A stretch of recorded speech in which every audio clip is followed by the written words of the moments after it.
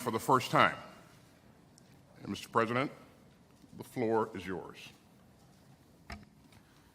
Thank you very much, Secretary Ostin. Thank you for invitation, and thank you very much for your leadership in this Ramштайн format and for working with all of our partners.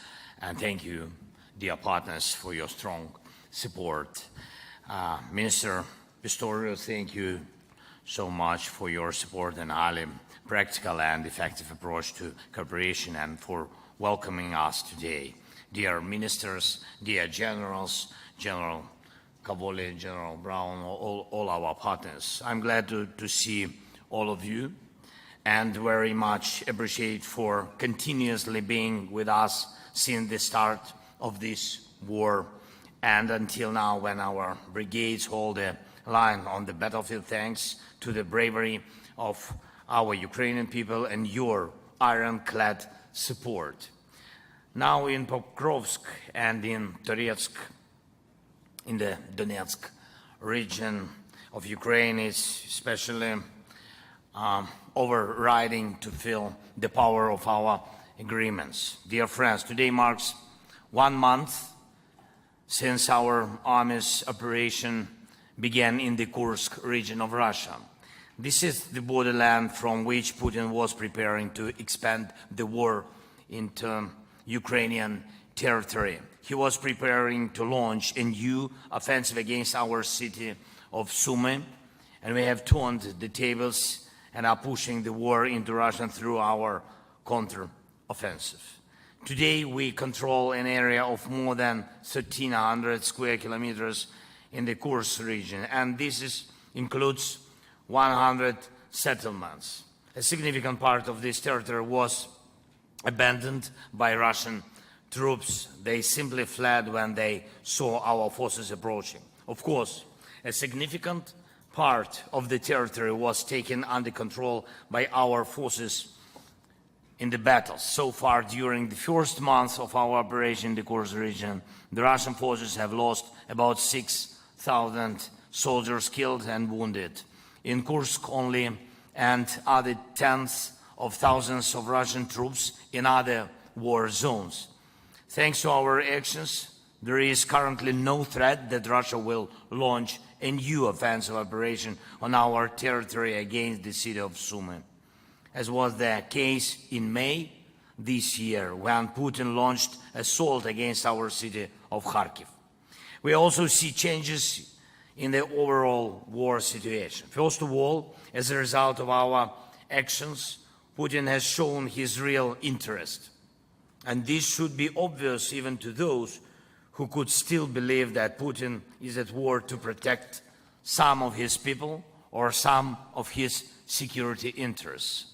At the same time, as our advance in the Kursk region, the Russian army continues its offensive in Ukraine. The most capable units of the Russian army are involved in expanding the zone of occupation of our territory in the Donetsk region. This is a clear choice by Moscow. Putin wants more Ukraine to occupy than he wants security for Russia. He doesn't care about Russian land and people. He just wants to grab as much of our land and as many of our cities as possible.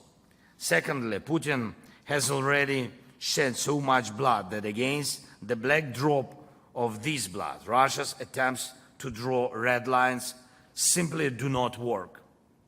Instead, we need to keep our morale high for our joint values to rule the world and not the red lines soaked in blood. We have to sustain our spirit, stamina for the world to live by rules, to be governed by law, and to ensure security for all of us, for all nations.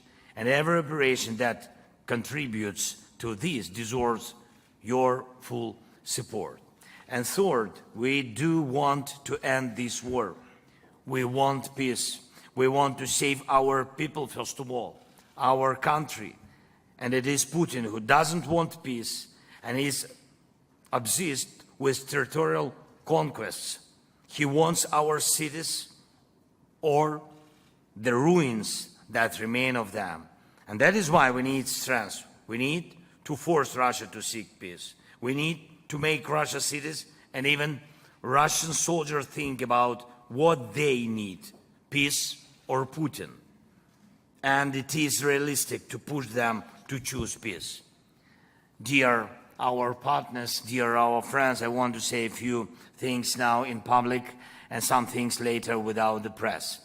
You all know that we are operating with a minimum of weaponry. Yes, we are grateful very much for every support package that is provided to Ukraine from you, from your countries. But we need more weapons to drive Russian forces off our land, and especially in the Donetsk region. Now, there are many people here at Ramштайн who are actually warriors. And each of you understands how important it is for a soldier to know that the front line is not only based on a soldier's loyalty to his country and his oath, but also on a sufficient supply of weapons. That is why it's important that every support package that is announced is promptly put to work on the battlefield without any delay. The fighting in the Donetsk region depends on this. If Putin does not have any achievements there, he will not have any achievements anywhere or in anything. Next, I'm grateful to all partners for the fact that the NATO summit in Washington was marked by decisive on air defense systems for Ukraine, and I will not speak openly now about the number of systems we have received. Thank you so much again. But the number of air defense systems that have not yet been delivered is significant. This is what was agreed upon, and this is what has not been fully implemented. The world has enough air defense systems to ensure that Russian terror does not have results. And I urge you to be more active in this work with us on air defense. And we have already started operating F-16s. Thank you for this support, Secretary, and to you partners. And they strike down missiles and drones. They are very efficient, but they are few, you know about it. And we need much stronger fleet of F-16s. And I have proposals that I will say when the press leaves. Third point, long-range capability. I'm glad that the United States, United Kingdom, France, Italy are represented here. Thank you so much. And I want to say this openly so that there is no speculation. Thanks to our joint courage, we have implemented very, very important operations, in particular in Crimea. These operations allowed us to return security to the Black Sea and our food export. Now we hear that your long-range policy has not changed, but we see changes in the ATACMS, Storm Shadow and Scalps, a shortage of missiles and cooperation. And this applies even to our territory, which is occupied by Russia, including Crimea. We think it is wrong that there are such steps. We need to have this long-range capability not only on the occupied territory of Ukraine, but also on the Russian territory. Yes, so that Russia is motivated to seek peace. And one more thing I would like to say, investments, we are very ready to produce more of our own weapons right here in Ukraine. We are ready to work with you on joint production. This includes drones, missiles, and other weapons that have proven themselves in combat and can strengthen your men and women in the defense forces after this war. To achieve this, we need funding. We are ready to quickly produce everything that will help us bring this war to an end, namely by putting decisive pressure on Russia for real peace. Let's make this fall a time for Russian aggression to fall in a way that will end the war and restore a reliable international security order. We must do it. Again, thank you very much for all your support. Thank you so much for the invitation, Secretary. Slava Ukraini. Thank you. Thank you so much.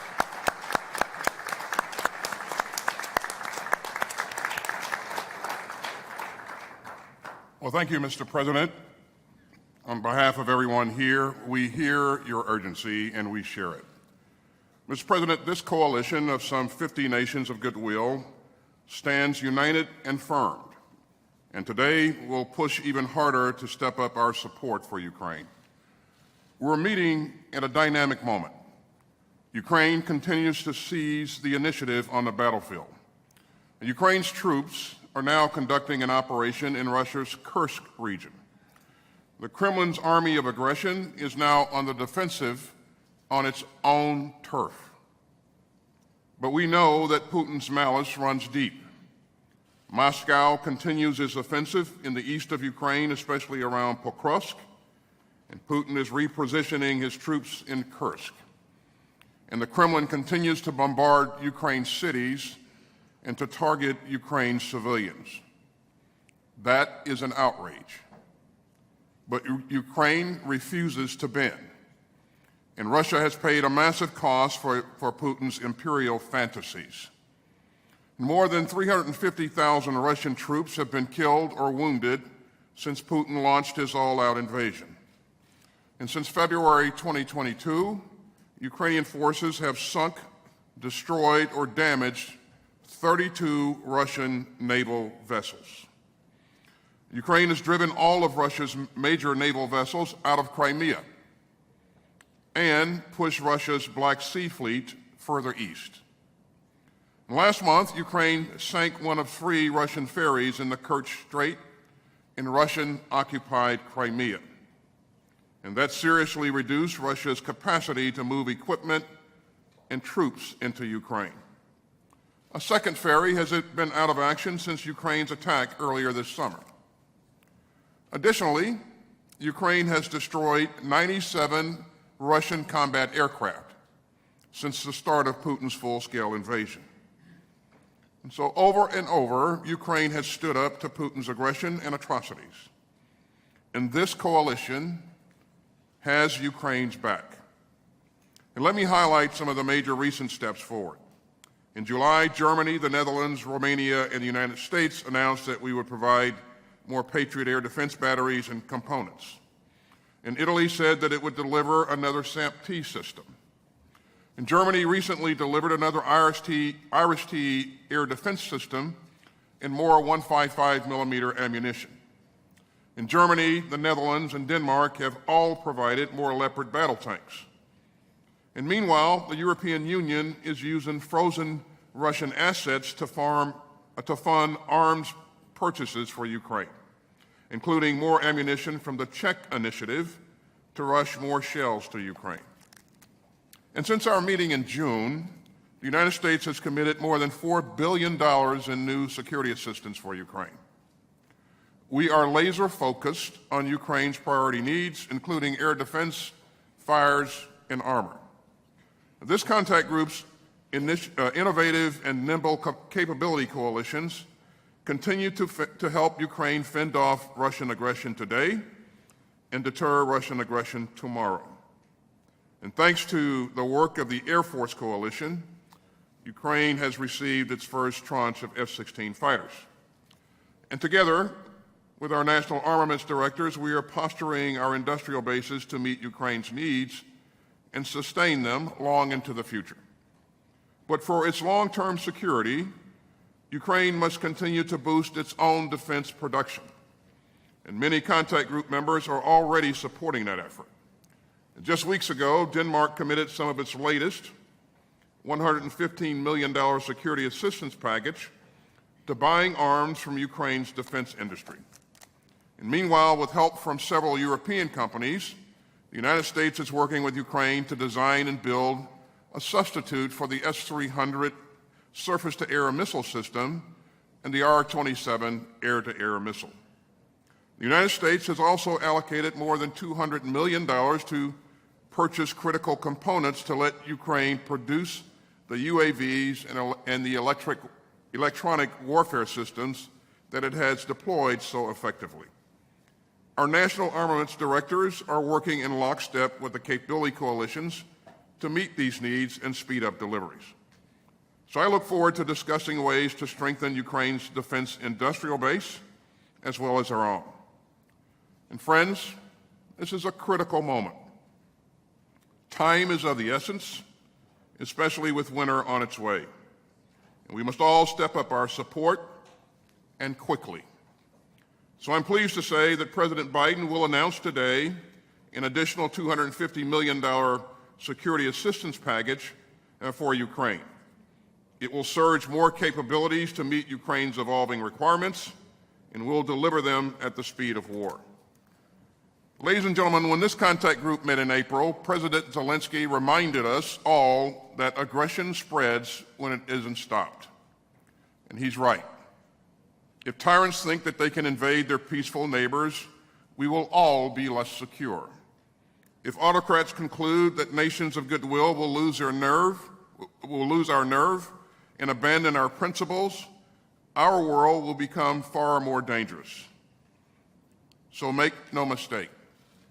If Ukraine is not free, the world is not safe. But this contact group gives us the structure to keep Ukraine sovereign and secure. The coalition is built to succeed, and it's built to last. As President Biden has said, Russia will not prevail in this conflict. The independent people of Ukraine will prevail. And the United States and our allies and partners will continue to stand with them every step of the way. So thanks for being here. And with that, we'll pause while our friends in the media depart. Thank you very much.